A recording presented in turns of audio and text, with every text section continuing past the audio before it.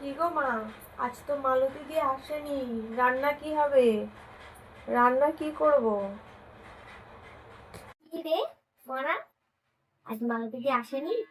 ভালো হয়েছে। শোন না, একটা কথা বলি তোকে, আর এত কষ্ট করে কাজ করতে হবে না। আর রান্না বান্না আজ না একটু অনলাইনে অর্ডার করে দে না রে। ওই যে আমার ফেভারিট ওটা, প্লিজ আজকে দিনটা খাই, প্লিজ। আরে রোজই তো মালতীর হাতে রান্না খাই বল, আজকের দিনটা একটু বাইরের খাবারটা খেতে দে না রে, প্লিজ। আরে দেখ, তোরও তো কষ্ট হবে রান্না করতে, তাই না? রান্না করতে গেলে তোকে এখন এমনিতে দেখ কত বেজে গেছে। এরপর তুই রান্না করবি, কাটবি, মশলা বাটবি, তারপর রান্না করবি, অনেক লেট হয়ে যাবে। হ্যাঁ, তুই তো জানিস আমার টাইমে না খেলে গ্যাসের সমস্যা।